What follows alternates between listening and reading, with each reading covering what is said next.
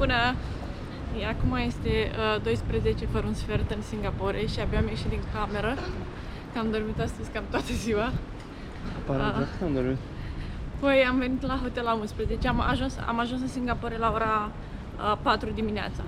Apoi am ajuns în Singapore la aeroport, apoi în oraș am ajuns pe la vreo 7 și am venit la hotel să ne lăsăm bagajele, ne-am lăsat bagajele cu haine și așa și am luat la noi banii, camerele, GoPro, telefoanele, cam tot ce era important și ne-a dat să ne plimbăm până la check-in, că check-in era la ora 2 și eram amândoi atât de mori și oboseală încât am adormit amândoi. Aveam niște ghiostane, ne rupe spatele. Am adormit amândoi pe o bancă și v-am zis că aveam toate lucrurile de valoare la noi. Le aveam în mână cei drept, nu da, le-am lăsat. le aveam și în mână, să nu le lua nimeni, dar ne-am trezit amândoi foarte speriați. Să zici că e un gang în fața noastră. Și am zis că nu se mai poate, nu, trebuie să venim să dormim. Și noi nici aparent nu stăm într-un cartier prea bine famat al Singaporelui, ci că este cartierul plin cu prostituate. Așa că da. Și am dormit toată ziua. E bine. Am dormit toată ziua ca să ne refacem puterile, să ne putem bucura de oraș, că dimineața îi ziceam lui Dragoș că cred că puteam să fim și pe Marte. Da, nu mă mai interesa. Dacă nu dormeam și ieșeam afară, cred că băteam pe cineva, deci aveam o stare. Nu mai puteam. Acum am căutat ce este de mâncare pe lângă noi și specialitățile zonei sunt tocănița de broască și supa de broască testoasă. Dragoș nici nu vrea să audă, dar eu abia aștept să încep. Nu mă gândesc. Să încerc. Și uite acolo putem să mergem la Geylang Lodge. Fresh frog porridge. Da, deci broască proaspătă. Să mergem să încercăm. Și peste drum este unul de vită, pe care cred că să-l mănânce Dragoș mai mult. Și da. Dar acolo... O să vă mai povestim la restaurant mai multe despre ce mâncăm. Cine a hotărât să ne luăm, tot arată acolo. Ăla e restaurantul de acolo, nu știu dacă se vede. La două de acolo sunt recomandate. Da. Astăzi la mall când am ajuns era pustiu, nu era nimeni în tot orașul ăsta. Eram cred că numai noi doi și am ajuns la mall și majoritatea lucrurilor erau închise. Și Dragoș a zis că dacă nu mănâncă leșină, eu voiam să aștept să mănânc ceva mai tradițional, dar el a zis că gata și am mâncat la Subway. Și am băut un suc de fructe și asta e tot ce am mâncat noi astăzi. Și cam asta. Vă pupăm! Vă mai vorbim de la... Ne vedem cu broasca în față. Arată super frumos. Dar bine, ce părere ai de restaurantul nostru în seara asta? Este super, dar nu mă lasă să-mi comandă ce vrei. Dar ce vrei tu? Spune-le. Vrea piciorușii de broască. Da. O delicatesă. Deci că suntem francezi. Păi, da. Da.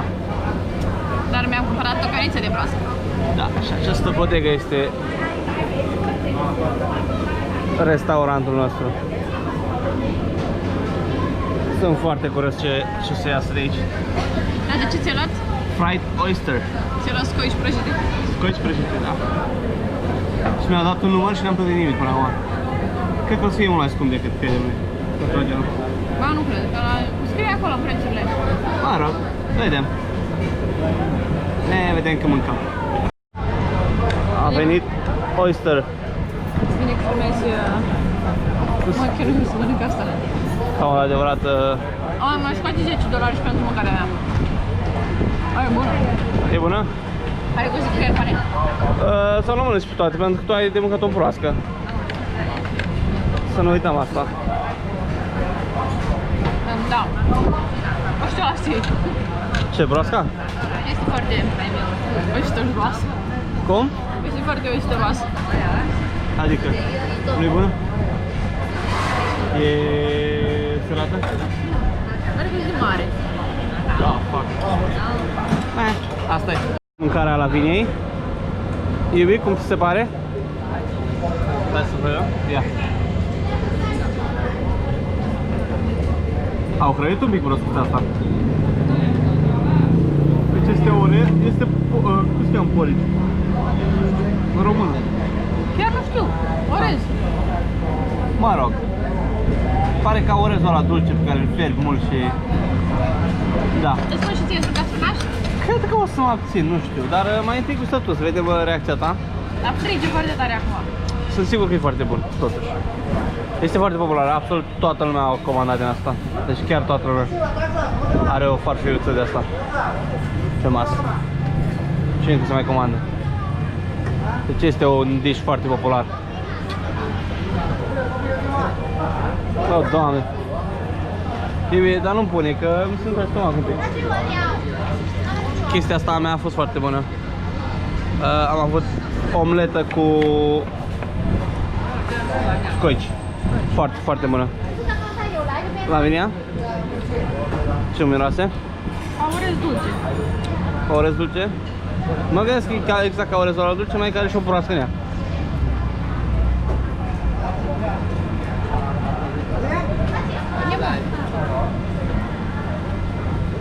Lasă-mă să mănânc.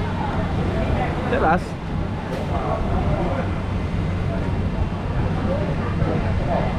A? E bun. Atât? Iubi, cum a fost broasca ta? Sau cum este broasca ta? Nu știu ce să spun, este foarte ciudată. E puțin gumat, așa. Are os, ceea ce se face cam, că mă gândesc că vine ca structură de broască. Da.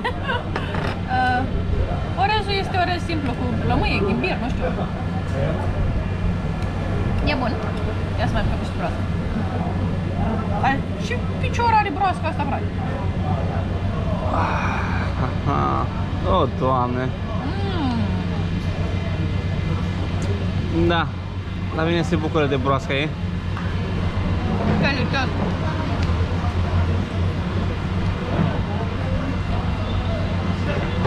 E puțin ca un pește. Păi se hrănește cu muște.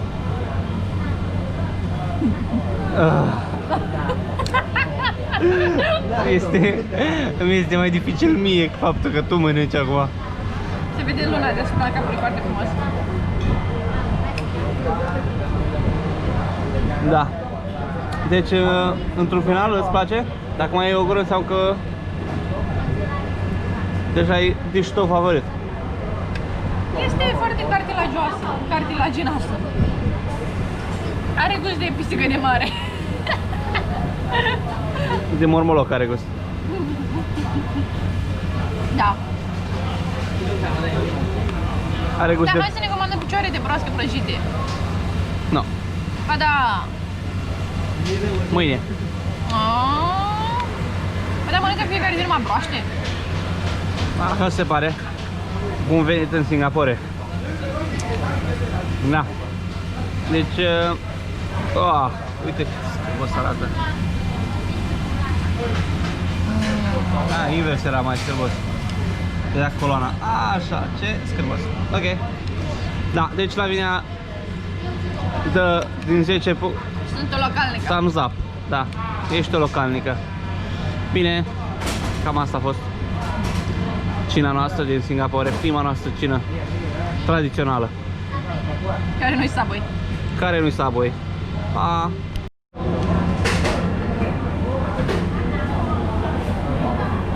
Uite aici.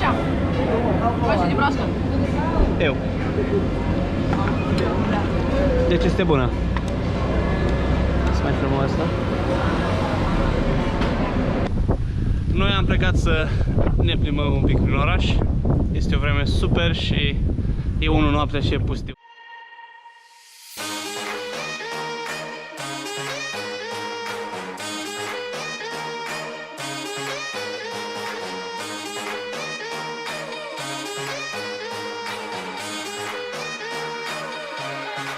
I'm living my best life. I don't know where it's taking me, and that's fine. At least it's what I'm making, so I don't mind. Oh no, no, I don't mind. Oh no, 'cause nobody ever makes it out alive. So I'm living my best life.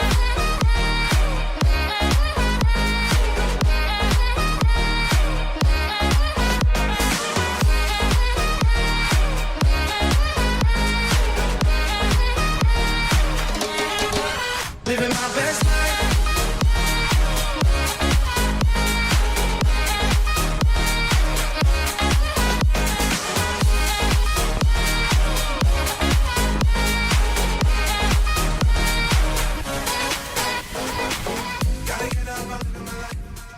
Vasile, cum ai lovit o gânganie cu piciorul. Tocmai am lovit un animal Un animal de mărime medie, șoricească. de mărime șoricească și nu știu ce a fost. Nu știu ce a fost. Făcea ca un șoarece, dar n-a fost șoarece. Nu știu ce a fost, dar a fost disgustător. Și mă bucur foarte tare că nu am luat papucii, ceea ce vreau să fac. Și da, mă rog. Lavinia, tu cum te simți? De parcă am broaște în burtă. Da, asta e. Singapore. Poate era era o broască. era o altă delicatesă pe care o mănânci mâine, că de asta fugea săraca, că să nu mănânc. Cred că era chestia aia pe care o aveai tu în mâncare pe lângă scoici. Ai, nu spune asta. Dragoș a avut o scoici prăjite, dar era un fel de omletă cu scoici și mai avea și o chestie care avea gust de creier pane. Dar nu știm ce era. Era o chestie foarte, părea grea așa, părea ca și cum era șuncă. Nu, avea gust de creier pane, fix de creier pane avea gust. Poate era creierul de la scoică. Era creierul la broască. Era creierul de la broască aia. A, Doamne. Ea mânca pulupanele, să mâncă creierul la broască. Da, mă rog, cam asta e. Cred că acesta va fi ultima ședință de vlogging de pe această seară. Ne ducem și noi la hotel. Poate ne oprim să bem ceva, că mi-e sete. Și mă mângește de 2 ore, că mi-e ceva de băut. Da, dacă am găsit nimic, este foarte pustiu. Intrăm să luăm ceva de băut. Și a zis că nu mai stăm aici lângă hotel, hai mai în centru.